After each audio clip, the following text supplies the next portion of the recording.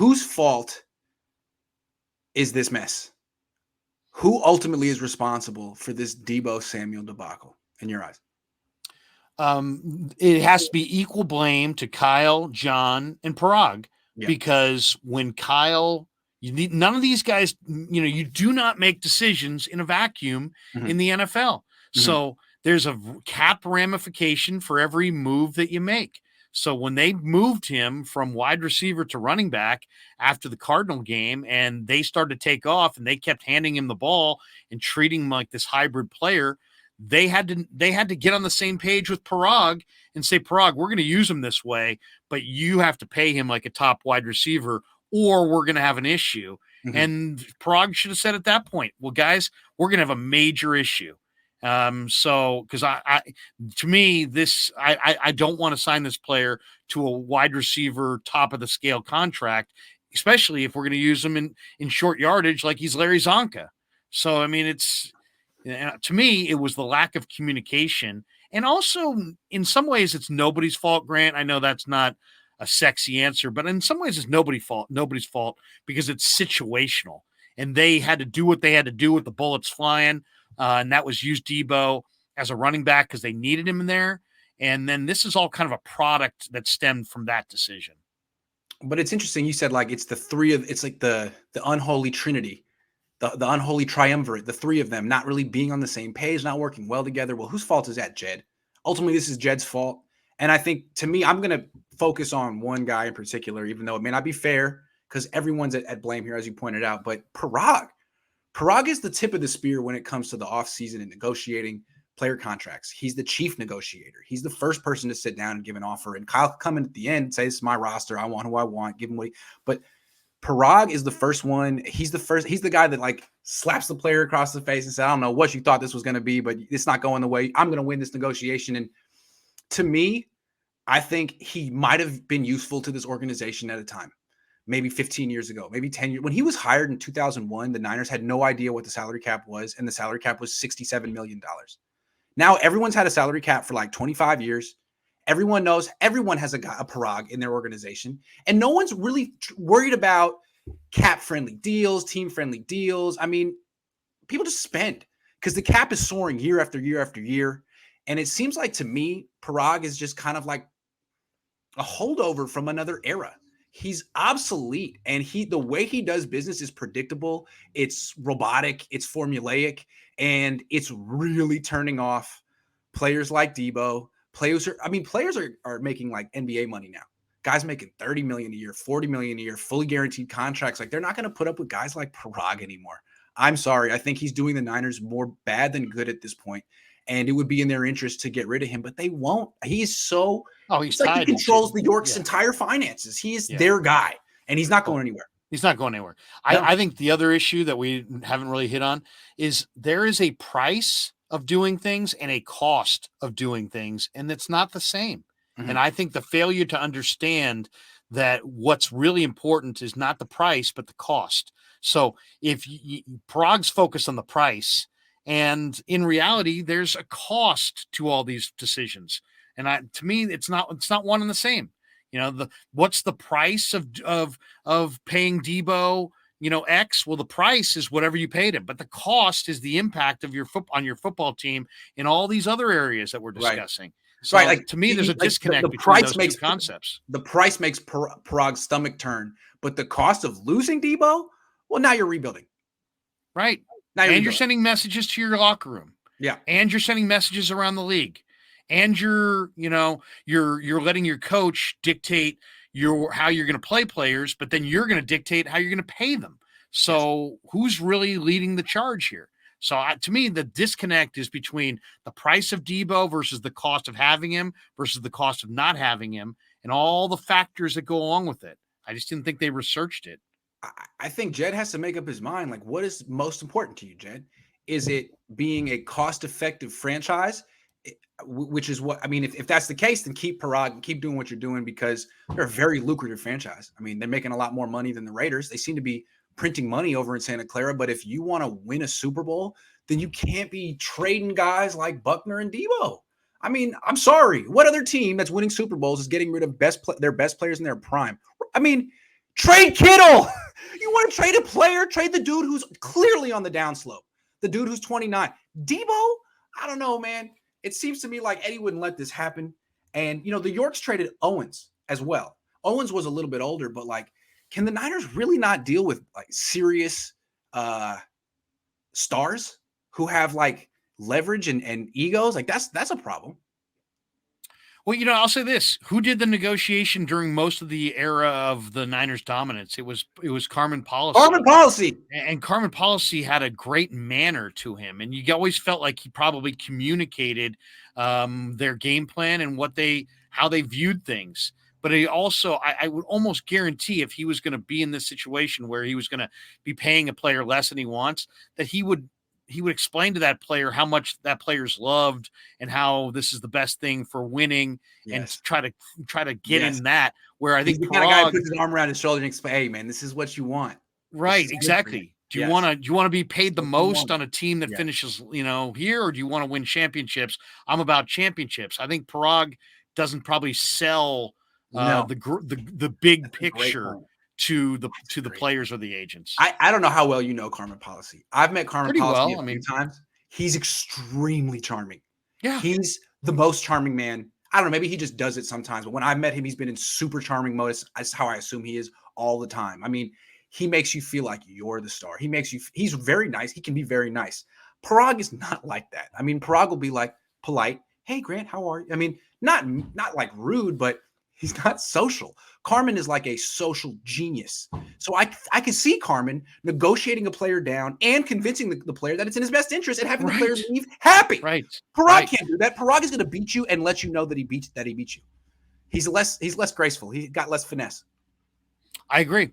Yeah. And he also, I think, Carmen, Eddie, the Niners lost $10 million one of those years they won the Super Bowl. Their bottom line was the fans' bottom line. It was one and the same. And now I think there's multiple bottom lines. John's got his, Kyle's got his, Jed's got his, Parag's got his.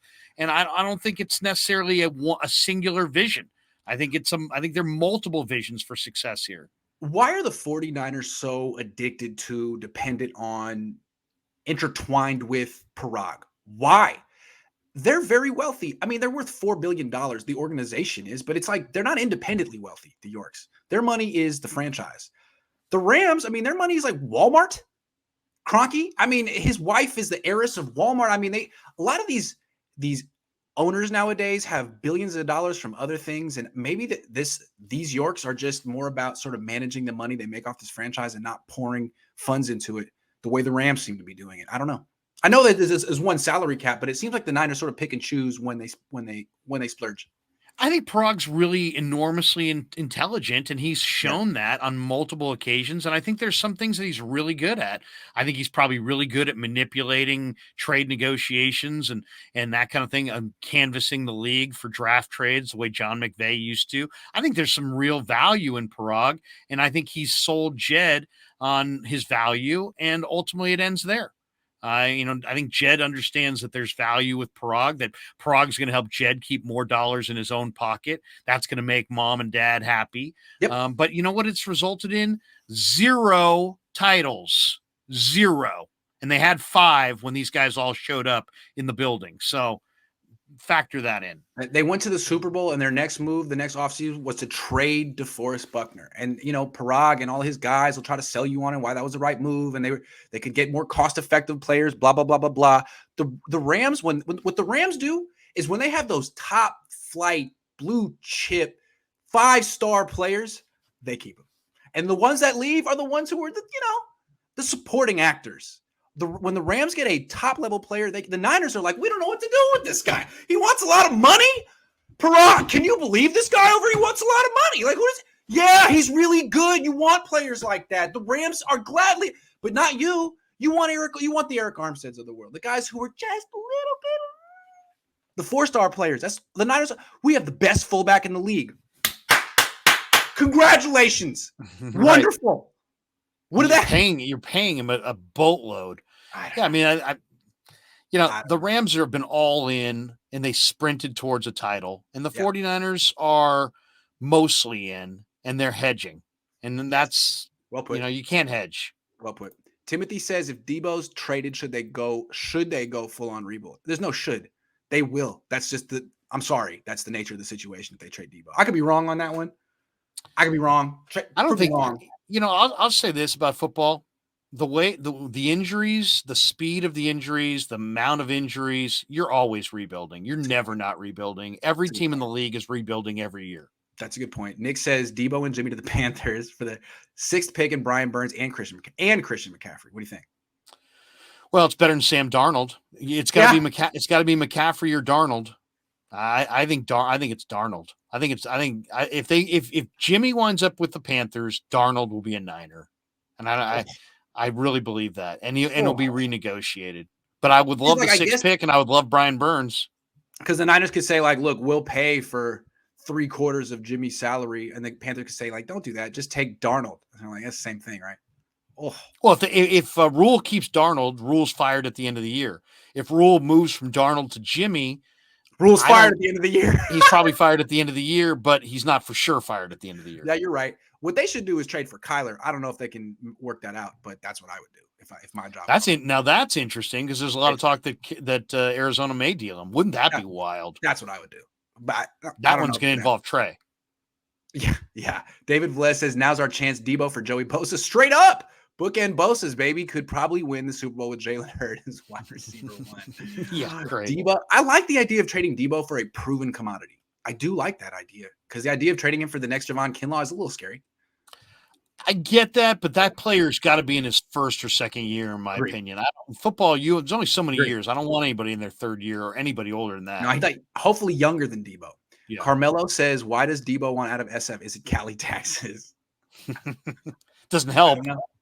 I don't think it helps. Maybe I think it's the gas prices. I think it's the fact that you have to pay for the paper bags. Vance says lowball, Buckner, Kittle, Bosa, Deebo are stars. PG got to go. I think the Niners will not pass on one of the sleeping draft of wide receiver 2nd and 3rd round. We don't know what they're going to pay Bosa. I have a feeling they're going to gladly pay Bosa whatever he wants, and I don't know why. Bosa's their blue chipper, right? They didn't put a lot of I don't think they put a lot of thought into that pick. They're just like, oh, he dropped in our lap. And I don't think they're going to put a lot of thought into that contract. They're just going to find out who's making the most and give it to him. Pretty much. Andrew says, why not take Sauce Gardner over a wide receiver with the ones we get from Deebo trade or a number 1 cornerback like we need? Love Sauce Gardner. He's totally dominant. He's a true number 1. And you'd have to wind up with the 4th pick in the draft because I think he's likely to go in the top 5. 7,300 D Wood says the Yorks don't have any input on this. You think Denise York cares? I don't know. Maybe. Well, I mean, I think they absolutely are aware of all of it as far as the money, the impact. They want it all. They want to win. They want to win at their price. Everybody wants to win. Who's committed to winning? I don't really think it's to me, it's just about they want to win, and they're not sure exactly how to win, and they're listening to their football people, and Parag is on that list, believe it or not. Kajon25 says traded the Lions for 32, 34 plus. That's plus similar to what you were saying with Kansas City. How do you trade Deebo Samuel for 2 picks in the 2nd round? I mean, you just took Aaron Banks in the 2nd round. That's the thing, though. Kansas City, their picks are like 29 and 30. This is 32 and 34. It's similar, but what you said earlier, John has to win the trade in like the eyes of the media and the fans. It's a big difference between saying 2 1s and 2 2s, even though there's not a big difference in those packs. That's where John's at right now. You got to win it. The perception is you did a good job. This is not going to get it done right here. Not getting it done.